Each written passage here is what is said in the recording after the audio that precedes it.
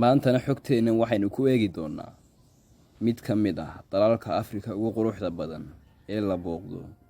Waa Rwanda oo sanadadii dhawaan noqotay dalalka ugu quruxda, nabadda iyo koboc dhaqaaleedka fiican qaaradda Afrika. Wadankan waxa uu ku yaalaa dooxada Rift Valley. Xagga bari ayuu Tanzania xuduud kala leeyahay, xagga wajihada galbeedna xuduud kala leeyahay Jamhuuriyadda Dimuqraadiga ah ee Congo. Rwanda waa mid ka mid ah dalalka ka soo kabtay dagaaladii sokeeye ee ugu dhimashada badnaa dunida, waxaana uu taa ku kasbaday ixtiraam in dunidu ku siiso sida ay u maareeyeen colaadooda. Tirada dadka wadanka haatan waxaa lagu qiyaasaa 13 milyan oo qof, caasimadda dalkuna waa Kigali. Subscribe saar channelka muuqaalkana faafi haddii uu ku qanciyo, kuna soo dhawow 5 xaqiiqo ee Rwanda aan kaga soo warinayno.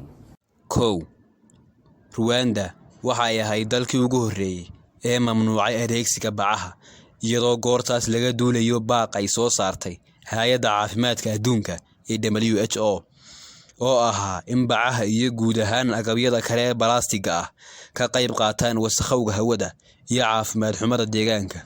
Ayaa 2000 dalkan Rwanda waxa uu noqday dalkii ugu horreeyay ee Afrika iyo kan labaad ee adduunka marka laga yimaado Bangladesh ee mamnuuca adeegsiga bacaha. Midaasi waxa ay sababtay haatan in caasimadda wadanka ee Kigali loogu yeero magaalada ugu nadaafadda badan qaaradda Afrika.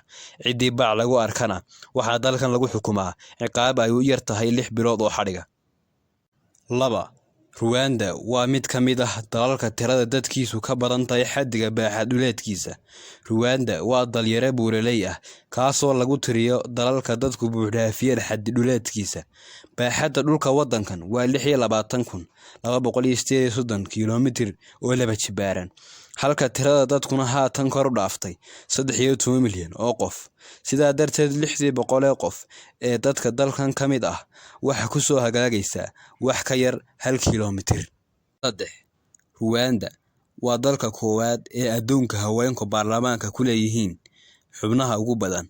Sidaa darteed dalyarahani waxa uu bulshooyinka galbeedka ixtiraam kaga kasbaday doorka ay siyaasadda dumarku ku leeyihiin, gaar ahaan baarlamaanka oo dumarka dalkani ku leeyihiin 64%.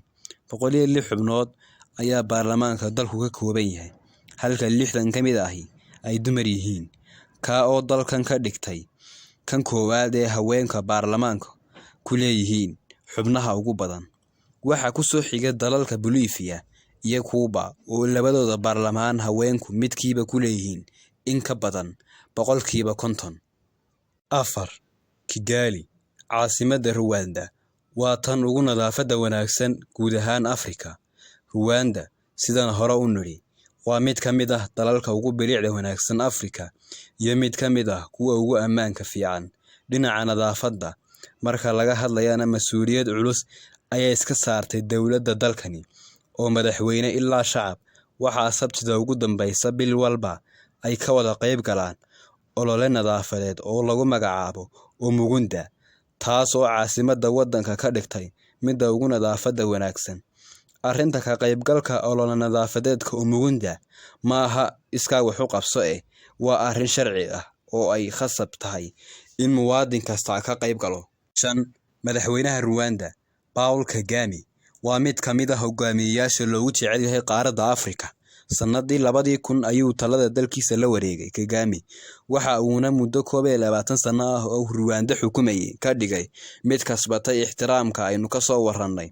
Sidoo kale Paul waa mid midowga qadiyadaha Afrikaanka iyo danaha qaaradda ku adag, aad ayuuna ugu suntan yahay waxa loo yaqaan Pan-Africanism-ka. waxaanu caan ku yahay soo afjaridii dagaalkii sokeeye ee dalkiisa iyo sidii uu nabadda u dhex dhigay labadii qowmiyadood ee isxasuuqay ee Hutuga iyo Tutsiga. Xagga kale waxa uu madaxda Afrikaanka kula taliyaa inayna u gacmo hoorsan qadiyadaha bulshooyinkoodana uga tanaasulin hogaamiyayaasha galbeedka ee Afrika iyadoo